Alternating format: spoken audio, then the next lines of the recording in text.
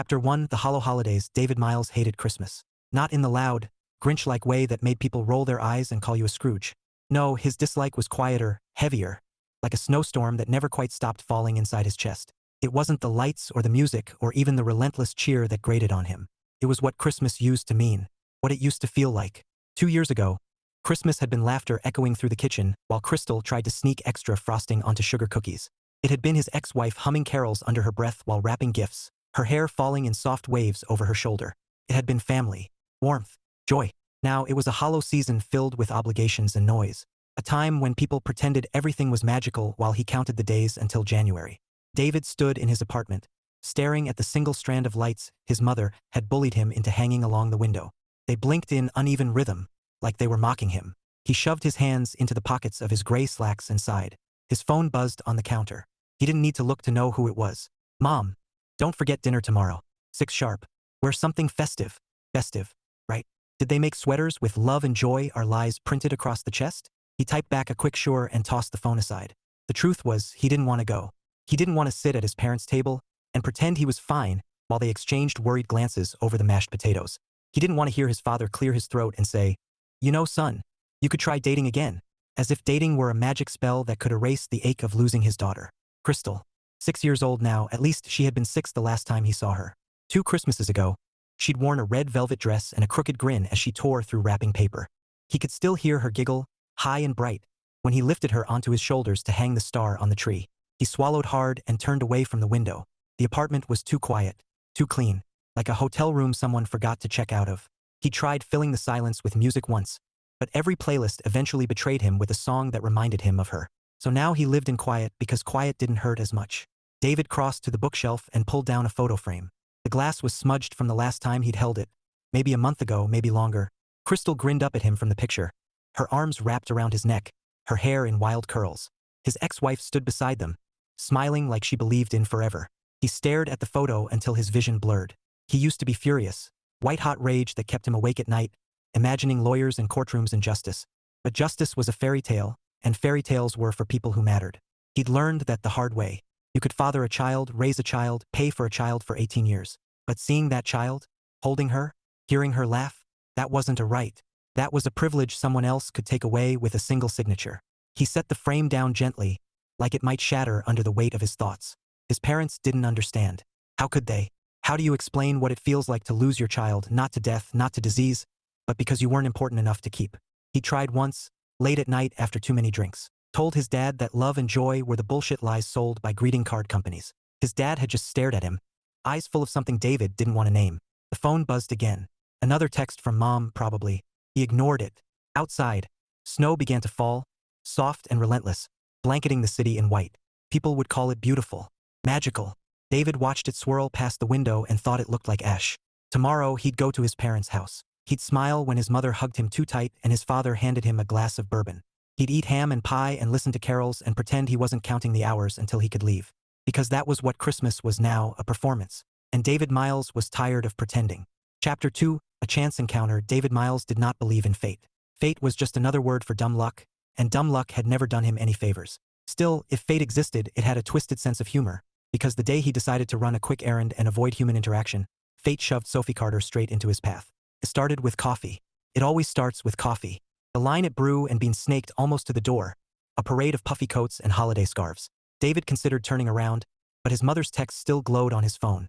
"Pick up that cinnamon blend for tomorrow, please?" He sighed and joined the queue, tugging his jacket tighter against the draft. The shop was a Christmas explosion. Garlands draped over chalkboard menus, twinkling lights strung across the counter, a tree in the corner drowning in ornaments. The air smelled like nutmeg and nostalgia. David hated it. He scrolled through emails on his phone, trying to ignore the cheerful chatter around him, when something slammed into his shoulder hard enough to jolt the device from his hand. "Whoa! Oh my gosh! I'm so sorry!" A voice, bright, breathless, cut through the din. David crouched automatically, retrieving his phone from the floor. "It's fine," he muttered, brushing imaginary dust from the screen. The culprit crouched too, nearly bumping heads with him. "I swear, I'm a menace in crowded spaces." She looked up, and for a second David forgot how to breathe. She had a face that didn't belong in a gray December afternoon. Warm hazel eyes, a scatter of freckles across her nose, and a smile that seemed to apologize and laugh at the same time. Her hair was tucked under a knit beanie, a few strands escaping like they had better places to be. David straightened, phone in hand. No harm done. Except to my dignity, she said, flashing a grin. I was trying to balance coffee and a muffin and, well, she gestured to the floor, where a paper bag lay in defeat, its contents leaking crumbs. David glanced at the mess. Tragic, right? That muffin had dreams. She scooped up the bag, then looked at him again. You're not hurt, are you? Just my faith in humanity, David deadpanned. She laughed, a quick, surprised sound that made something stir in his chest. Fair enough. Let me make it up to you. Coffee's on me. That's not necessary. Humor me, she said, already stepping toward the counter. It's Christmas. People are supposed to be nice. David hesitated, then followed. Mostly because saying no felt like more effort than saying yes. She ordered 2 cinnamon lattes without asking what he wanted. When the barista handed them over, she passed one to him with a flourish. Peace offering. David accepted the cup, the heat seeping into his fingers. Thanks. No problem. She tilted her head, studying him like he was a puzzle. You look like someone who doesn't like Christmas. David blinked. Is that a thing people look like? Absolutely. It's in the eyes. Kind of a bah humbug but make it fashion vibe. He almost smiled. Almost. You're very observant. I'm an illustrator, she said, as if that explained everything. I notice details. An illustrator, he repeated, filing that away. For what? Children's books, mostly. She shrugged, adjusting her beanie. Keeps me busy and mildly caffeinated. David nodded, unsure why he cared. He wasn't here to make friends. He was here for coffee and escape. But something about her easy humor, her unapologetic brightness, made it hard to retreat. She glanced at the line behind them. Well, I should let you get back to your brooding. I wasn't brooding. Oh, you were definitely brooding. Her smile widened. But hey, if you want a break from that, there's a charity event tomorrow night. Local community center. Crafts, music, all that festive stuff. I'm helping with the kids' art station. David opened his mouth to decline. Politely, firmly, but she barreled on. You should come. It's fun. And you look like you could use some fun. He stared at her, words stuck somewhere between his throat and his pride. Fun was not on his holiday agenda. Avoidance was. But before he could say no, she added softly, sometimes it helps, being around people. Something in her tone, gentle, not pitying, made him pause. He heard himself say, I'll think about it. Good enough. She flashed that grin again, then scribbled something on a napkin and slid it across the counter. In case you decide to show up. David glanced down. A name, Sophie Carter, and a phone number, written in looping script. When he looked up, she was already heading for the door, her beanie bobbing like a punctuation mark. He watched her go, the napkin warm in his hand, and wondered what the hell just happened. Outside, snow was falling again, soft and relentless. For the first time in 2 years, David didn't think it looked like ash. Chapter 3, The Invitation. David Miles had every intention of ignoring the napkin. He told himself that as he drove home from Brew and Bean, the cinnamon latte cooling in the cup holder. He told himself again as he tossed the napkin onto the kitchen counter, its looping script staring back at him like a dare. Sophie Carter. A name that sounded like it belonged in a Christmas movie, not in his gray, practical life. He wasn't going to call. He wasn't going to text. He wasn't going to show up at some charity event where people wore reindeer antlers and pretended the world was made of sugar cookies and goodwill. He had enough pretending lined up for tomorrow at his parents' house. And yet, the napkin stayed on the counter. He didn't throw it away. He didn't even crumple it. He just left it there like maybe part of him wasn't ready to let go of the idea. By evening, snow had thickened outside, frosting the city in white. David sat on the couch, laptop open, pretending to work while his thoughts kept circling back to Sophie. The way she'd laughed, quick, unguarded, like she didn't care who heard. The way she'd looked at him, not with pity, but with something else. Curiosity, maybe, or challenge. He closed the laptop with a sigh. He was 34 years old, divorced, and emotionally bankrupt. He didn't need complications. He didn't need hope. Hope was dangerous. Hope was what had gutted him 2 years ago when he believed he'd still get to see his daughter. Crystal. Her name was a weight he carried everywhere, even now. He wondered what she looked like at 8. Taller, probably. Hair longer. Did she still like dinosaurs? Did she still hum when she colored? Did she still ask him to read Goodnight Moon 3 times in a row? His chest tightened. He stood abruptly, pacing the living room like movement could shake off the ache. Didn't. The phone buzzed on the coffee table. He glanced down, expecting another reminder from his mother. Instead, it was an unknown number. Unknown. Hey, brooding guy from the coffee shop. This is Sophie. Just checking if you're coming tomorrow. No pressure. Well, maybe a little pressure. It's for charity. And there will be cookies. David stared at the screen, caught between irritation and something dangerously close to amusement. She'd saved his number from the napkin exchange? Bold move. He typed back before he could overthink it. Not sure. Busy day tomorrow. Her reply came fast. Busy being festive with your family? Or busy avoiding joy? He snorted. Mostly the second one. Then you definitely need cookies, she shot back. And maybe glitter. I'll save you a seat at the art table. 6 p.m. Community Center on Pine Street. If you don't show, I'll assume you hate puppies and small children. David stared at the message, thumb hovering over the keyboard. He could say no. He should say no. But the idea of sitting alone in his apartment after enduring his parents' cheer felt bleak. And Sophie's persistence had a strange pull, like gravity. I'll think about it, he typed. Thinking is step 1. Showing up is step 2. See you tomorrow, maybe, she replied, punctuating it with a winking emoji. David set the phone down, shaking his head. She was relentless. And yet, for the first time in a long time, he didn't mind. The next day crawled by in a haze of holiday obligation. His parents' house was a Norman Rockwell painting come to life, fireplace crackling, carols drifting from the stereo. His mother bustling in the kitchen like joy was a recipe she could bake. His father handed him a bourbon and asked about work. David answered in monosyllables, smiled when required, and tried not to look like he was counting the minutes. Dinner was good. Conversation was fine. Everything was fine. And that was the problem. Fine was a cage with velvet bars. By 5:30, David was back in his car, the bourbon warmth fading, the sky deepening to indigo. Snowflakes spiraled in the headlights as he drove, his hands tight on the wheel. He told himself he was just taking the long way home. He told himself he wasn't going to the community center. At 6:05, he pulled into the parking lot. The building glowed against the dark, strings of lights framing the entrance. Laughter spilled out when the doors opened, mingling with the scent of cinnamon and pine.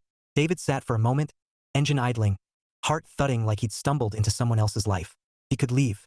He could go home, pour another drink, and forget Sophie Carter existed. Instead, he killed the engine and stepped into the cold.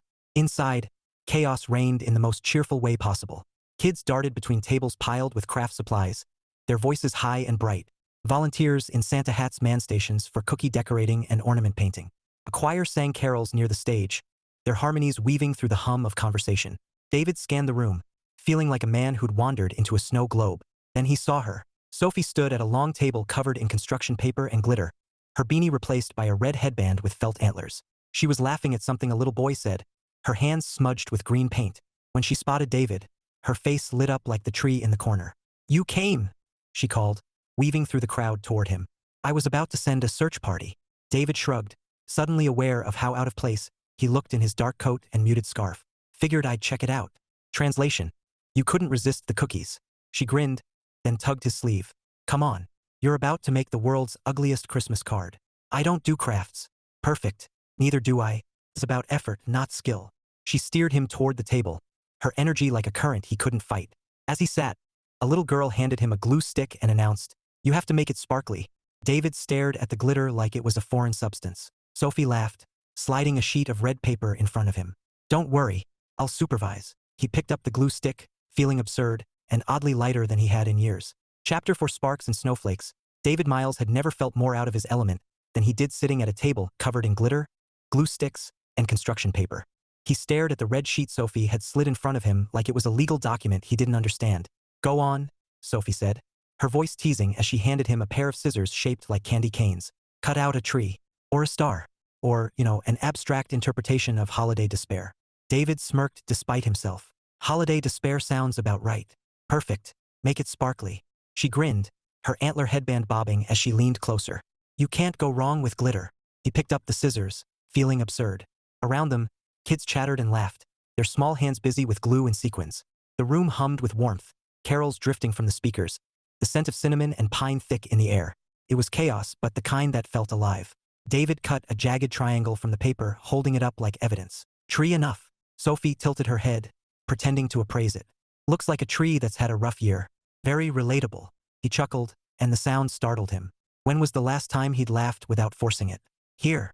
She sprinkled glitter over the triangle, her fingers brushing his as she steadied the paper. The contact was brief, accidental, but it sent a flicker of heat through him, sharp and unexpected.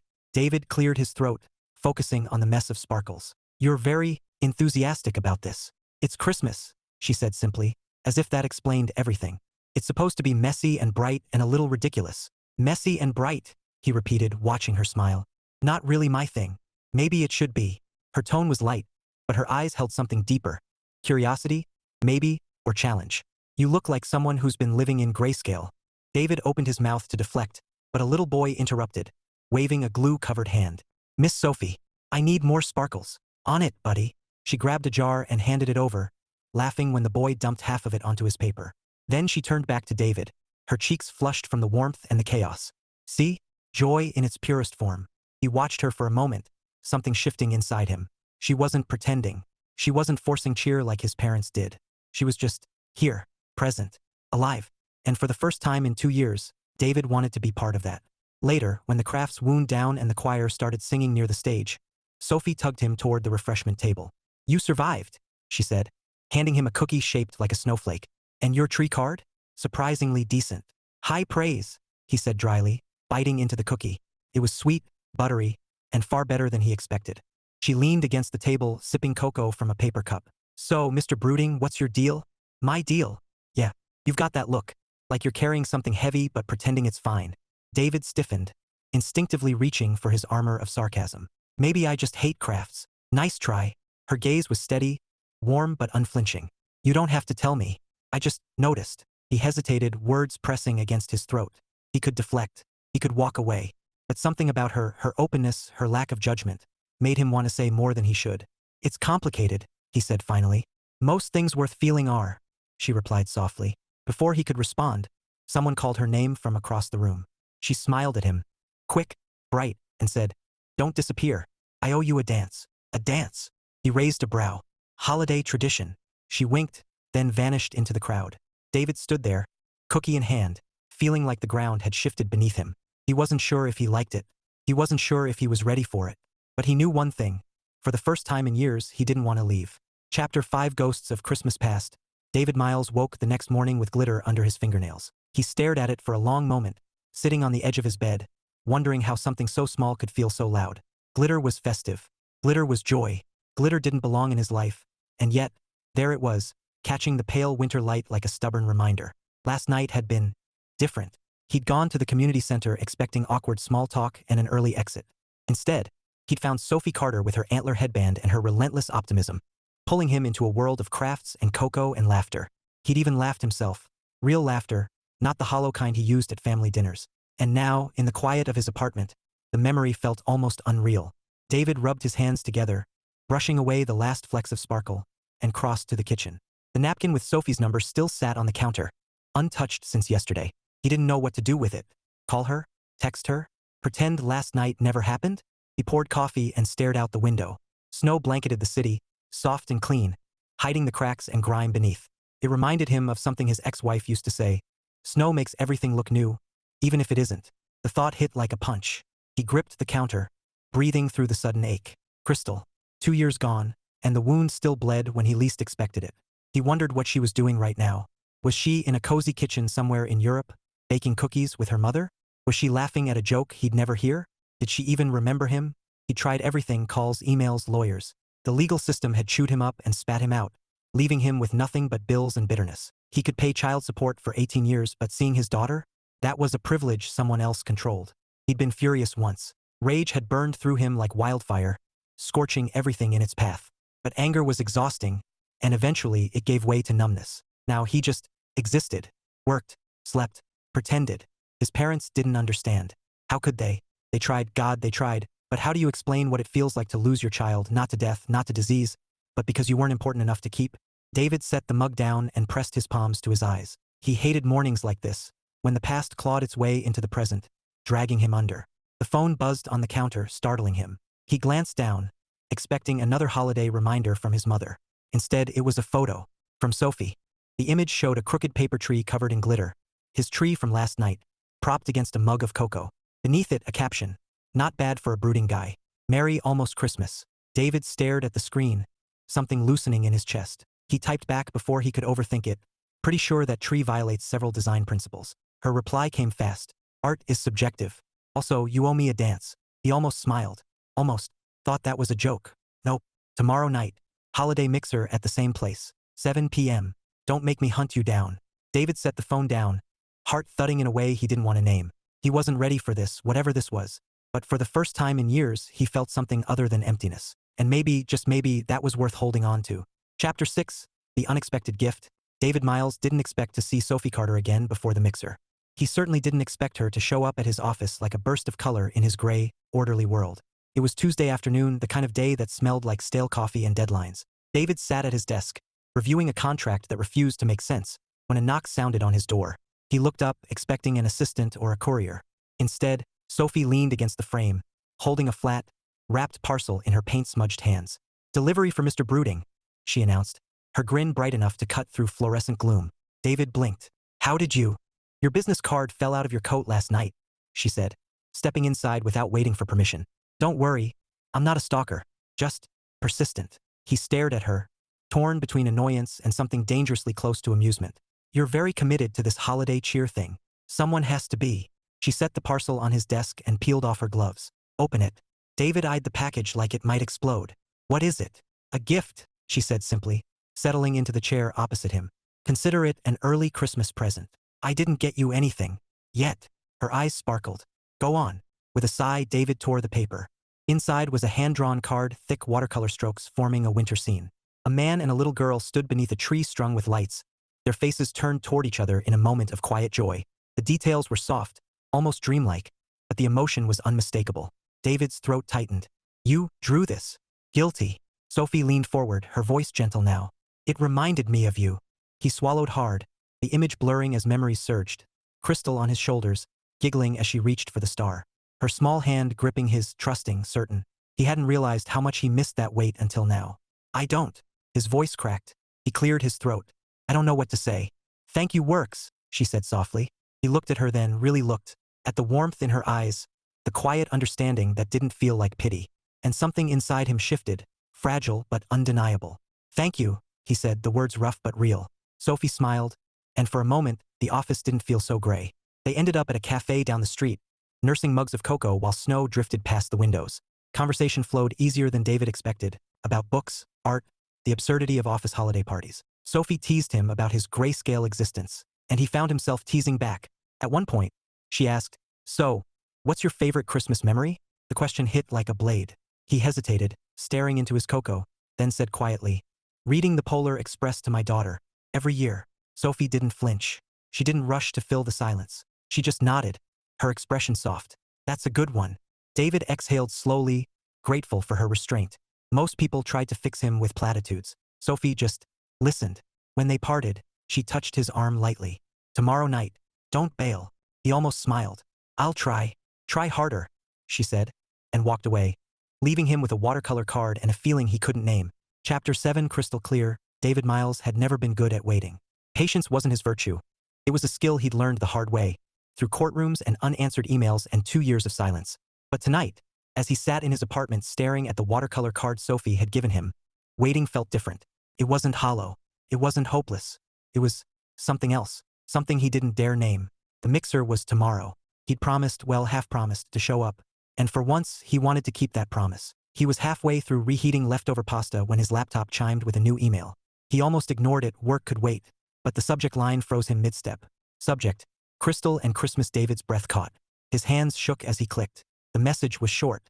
Too short for the weight it carried. "David, I know it's been a long time. I'm sorry for that. Things got complicated here, and I didn't handle it well.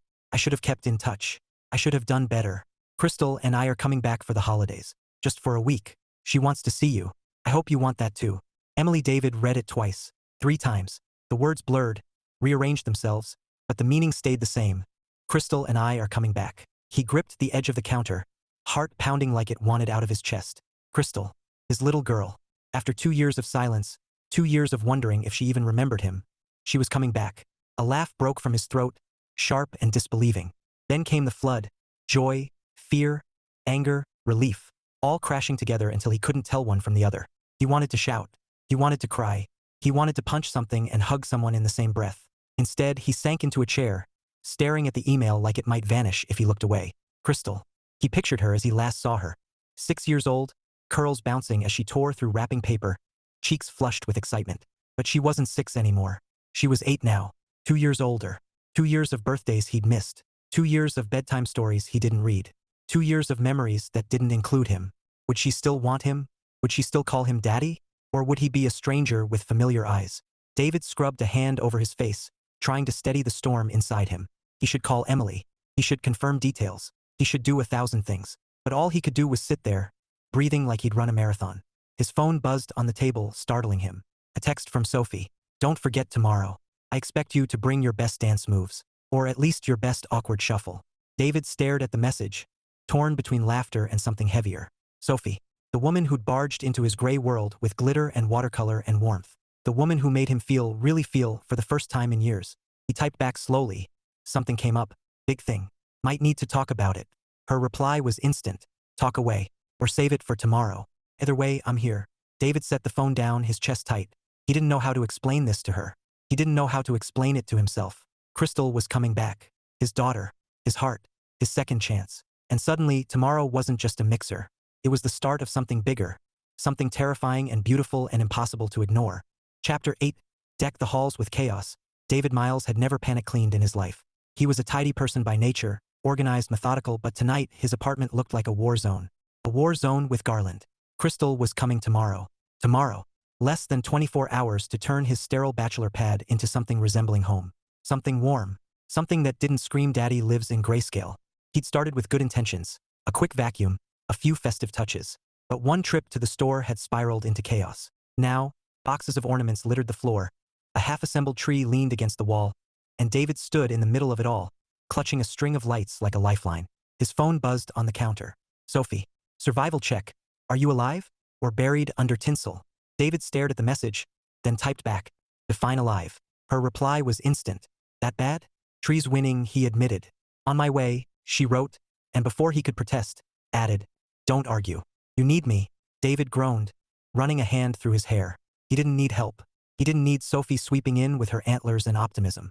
He didn't need whatever this was turning into. But when the knock came 15 minutes later, he opened the door anyway. Sophie breezed in like a snowstorm.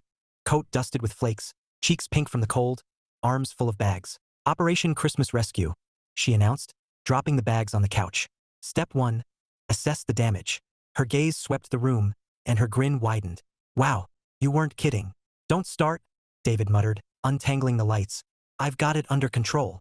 Sure you do. She plucked the lights from his hands, her fingers brushing his. Rule 1 of holiday decorating. Never fight the tree alone. It's not a tree. It's a hostile entity. Exactly. She winked. That's why you need backup. They worked side by side, laughter spilling between them like warmth. Sophie hummed carols as she strung lights, teasing David about his tragic ornament placement. He fired back with dry sarcasm, but his heart wasn't in the fight. Not when she was standing this close, her hair catching the glow of the lights, her smile bright enough to rival the tree. At one point, she climbed onto a chair to hang the star, wobbling dangerously. David's hands shot out, gripping her waist to steady her. The contact was electric, heat sparking through him, sharp and undeniable. Careful, he said, his voice low. She glanced down, eyes meeting his. For a heartbeat, the world narrowed to that look, warm, steady, and something more, something that made his chest ache. Then she smiled, breaking the spell. See? Teamwork. David stepped back, pulse hammering. He busied himself with the garland, pretending his hands weren't shaking. By the time they finished, the apartment looked different, softer, warmer, like a place where laughter could live. Sophie flopped onto the couch, brushing glitter from her jeans. Not bad, Mr. Brooding. You might even pass for festive. David sank beside her, exhaustion and gratitude tangling in his chest. Thanks. She tilted her head, studying him. You okay? You've been quiet. He hesitated, then said softly, Crystal's coming. Tomorrow. Her eyes widened. Your daughter. He nodded, the words tasting strange and sweet. Just for a week. Sophie's smile was pure sunlight. David, that's amazing. It is. He swallowed hard. It's also terrifying. Of course it is. Her voice was gentle now. But you'll figure it out. You're her dad. That matters. He looked at her, then really looked, and something inside him shifted. She believed in him. She believed in joy. And for the first time in years, he wanted to believe too. Chapter 9, The Reunion. David Miles had imagined this moment 1,000 times. In courtrooms, in sleepless nights, in the hollow quiet of his apartment. He'd pictured Crystal running to him, arms outstretched, her laughter ringing like bells. He'd pictured tears, hers, followed by a hug that stitched 2 broken years back together. Reality was quieter, softer, and somehow it hit harder. He stood in the arrivals hall, heart pounding against his ribs like it wanted out. People streamed past in a blur of coats and suitcases, voices echoing under the high ceiling. David barely noticed any of it. His eyes were locked on the gate, scanning every face. Then he saw her, Crystal. Smaller than he remembered, yet older too. 8 now, her curls longer, her cheeks less round. She wore a red coat and clutched a stuffed penguin in one hand. Her other hand was in Emily's. David froze. The world narrowed to that little figure. That familiar tilt of her head. That smile, hesitant, uncertain, but real. Emily spotted him first. She gave a small wave, her expression unreadable. Then she bent, murmured something to Crystal, and pointed. Crystal looked up. Her eyes, those same bright eyes, found him. For a heartbeat, everything stopped. Then she let go of Emily's hand and ran. David dropped to his knees just as she collided with him, her arms flinging around his neck. The penguin squished between them, but he didn't care. He held her tight, tighter than he'd ever held anything. His breath breaking on a laugh that was half sob. "Daddy!" Her voice was high, breathless, and it shattered him in the best way. "Hey, Bug!" he whispered, his throat raw. "God! I missed you. I missed you too." She pulled back just enough to look at him, her face glowing with a smile that erased 2 years of silence. "You have a tree?" David laughed, choking on it. "Yeah, a big one, with lights, and cookies, lots of cookies." She grinned, satisfied, and hugged him again. David closed his eyes, memorizing the weight of her, the warmth, the smell of her hair, like shampoo and snow and everything he'd lost and found again. Emily cleared her throat softly. David looked up, still holding Crystal. His ex-wife stood a few feet away, her coat neat, her expression cautious. "Hi," she said. "Hi." His voice was flat, but not angry. Not anymore. There would be time for words later, hard ones, necessary ones. But not now. Not when Crystal was in his arms. The drive home was a blur of chatter. Crystal's chatter, bright and unstoppable. She told him about school, about her favorite book, about the penguin named Mr. Waddles. David listened like a starving man, soaking up every syllable. When they reached the apartment, Crystal gasped at the sight of the tree. "It's huge," she squealed, darting toward it. "And sparkly." David smiled, relief washing through him. Sophie had been right. The decorations mattered. They made the space feel like home. They made this moment feel like Christmas. As Crystal explored, David's phone buzzed. A text from Sophie. "How's your day?" He stared at the screen, then typed, "Better than I ever imagined." Her reply came fast. "Good. Save me a cookie." David smiled, slipping the phone into his pocket. He watched Crystal twirl by the tree, her laughter filling the room like music, and for the first time in years, he believed in joy. Chapter 10 Love actually, sort of. Christmas Eve at the Miles household was always a production. This year, it felt like a miracle. David stood in his parents' kitchen, sleeves rolled up, carving ham while laughter spilled from the dining room. Crystal's laughter. It rang through the house like bells, bright and unstoppable, weaving through carols and clinking glasses. Every sound was a gift. He'd spent the last 2 days in a blur, decorating with Sophie, baking cookies with Crystal, rediscovering the rhythm of fatherhood he thought he'd lost. There were awkward moments, sure. Crystal asking why he didn't come to Europe, David fumbling for answers, but mostly, there was joy. Real joy. The kind that felt like sunlight after years of gray. And tonight, Sophie was here. She arrived with a bottle of wine and a smile that made David's chest ache. His mother adored her instantly, pulling her into a hug and declaring, "Finally, someone festive." His father offered bourbon and a wink. Crystal, of course, was smitten, dragging Sophie to the tree to show off every ornament, including the glitter-covered disaster David had made. "Your dad's got hidden talent," Sophie said, crouching beside Crystal, her voice warm with laughter. "Hidden very deep," David muttered, earning a grin from Sophie that lingered longer than it should have. Dinner was chaos in the best way.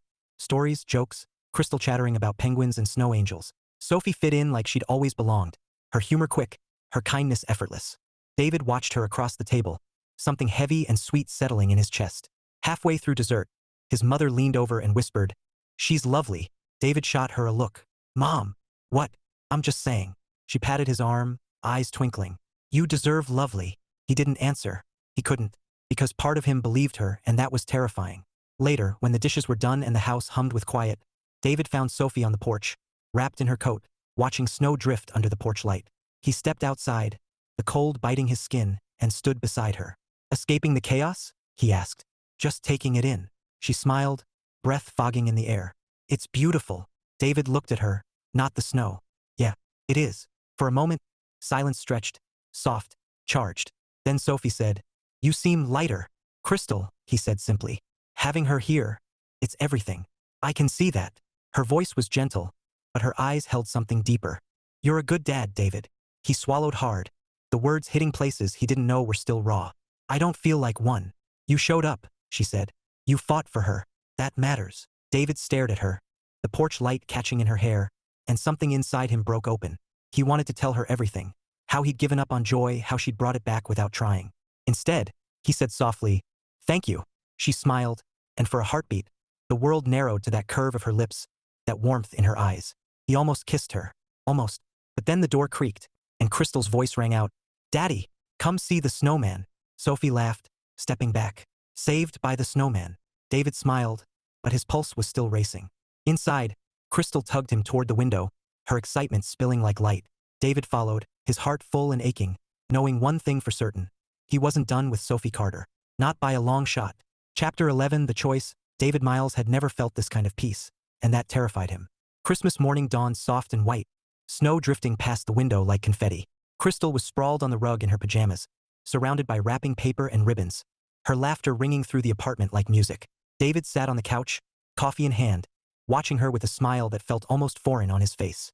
He'd forgotten what this felt like, forgotten how joy could sneak in quietly, filling cracks he thought were permanent. For 2 days, he'd lived in a world where laughter was easy, where Sophie's smile lingered in his mind like a promise, where hope didn't feel like a trap. And then Emily spoke. They were in the kitchen, away from the chaos of toys and carols. Emily leaned against the counter, her hands wrapped around a mug, her expression calm but serious. "I need to tell you something," she said. David's stomach tightened. "Okay." She took a breath. "I'm moving back. Permanently." The words hit like a blow, sharp, stunning. He stared at her, unable to speak.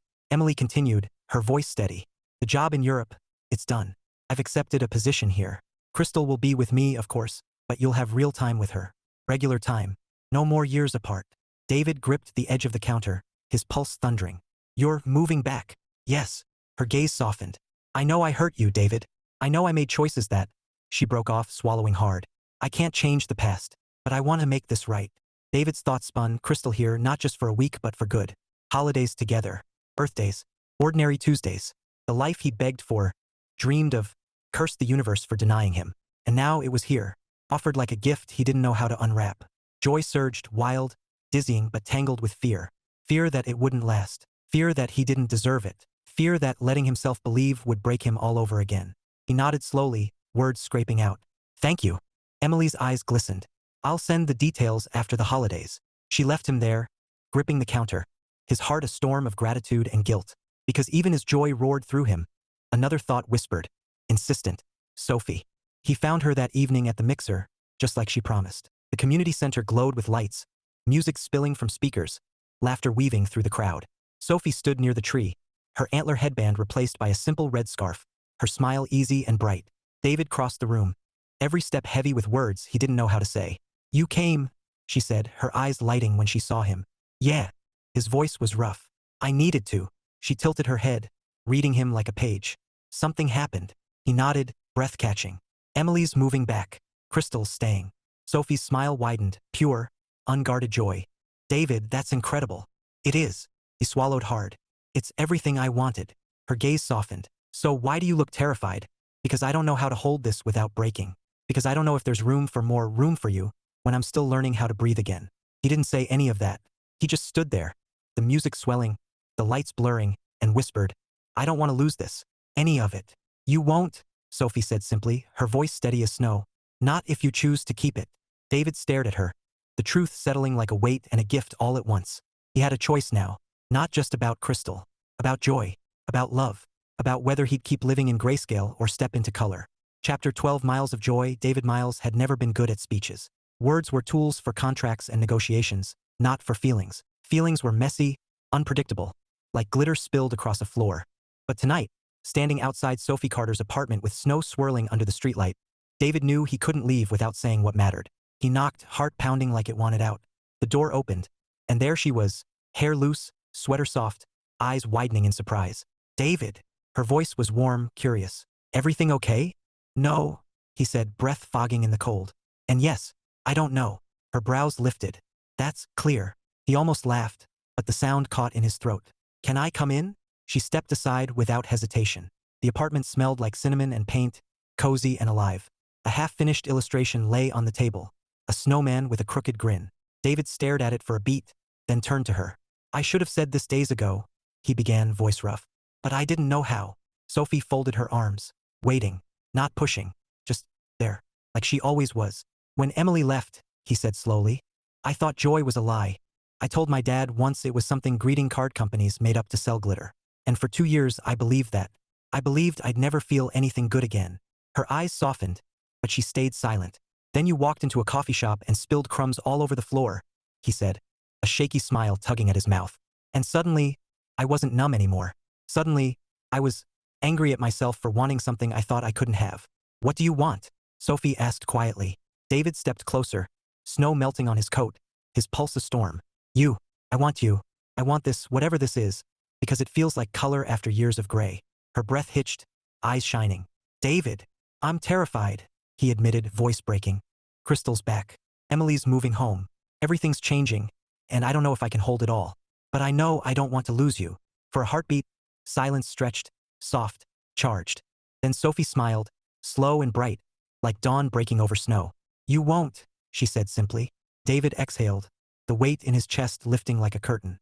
He reached for her, tentative at first, then sure when her hands met his. The kiss was warm, deep, and real, no glitter, no greeting cards. Just two people choosing joy in a world that had tried to take it from them. Outside, snow fell in quiet celebration, blanketing the city in white. Inside, David Miles held Sophie Carter and thought, for the first time in years, love isn't a lie. Joy isn't a lie. They were just waiting for me to believe again. Chapter 13 Epilogue. A Christmas Promise. 1 year later, David Miles knew what joy looked like. It looked like a living room bathed in golden light, a tree glittering with ornaments, some elegant, some crooked, all loved. It looked like Crystal, now 9, perched on a stool with a frosting-covered spatula, giggling as she tried to sneak extra icing onto gingerbread men. It looked like Sophie Carter, humming softly as she strung popcorn garlands, her hair catching the glow like spun copper. It sounded like laughter, real laughter, the kind that filled spaces and hearts and made silence a stranger. David stood by the window, watching snow drift past the glass, and let it sink in. This was his life now. Not the grayscale existence he'd resigned himself to, but color, bright, messy, beautiful color. Dad! Crystal's voice rang out, pulling him back. You're supposed to help. Sophie says you're on sprinkle duty. David turned, smiling as Sophie shot him a mock-stern look.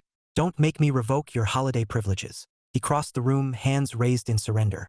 Fine, sprinkle duty, but only because I'm highly skilled. Sure you are, Sophie teased, passing him a bowl of rainbow sprinkles. Her fingers brushed his, and even after a year, that simple touch still sparked something deep and certain. Crystal grinned, eyes dancing. You guys are funny. David winked at her. We aim to entertain. Later, when the cookies were done and the tree glowed against the dark, they curled up on the couch, David, Crystal, and Sophie tangled in a heap of blankets. The Polar Express lay open on David's lap, its pages worn from years of love. Crystal snuggled close, her head on his shoulder, while Sophie rested against his other side, her warmth steady and sure. David read aloud, his voice soft, carrying the words that had once broken him and now healed him. Though I've grown old, the bell still rings for me, as it does for all who truly believe. When he finished, Crystal whispered, I believe. David kissed the top of her head, his throat tight. Me too, Bug. Sophie smiled, her hand finding his under the blanket. He laced their fingers together, holding on like he'd never let go. Outside, snow fell in quiet celebration, blanketing the world in white. Inside, laughter lingered, love deepened, and David Miles made a silent promise. Never again would he doubt joy. Never again would he call love a lie.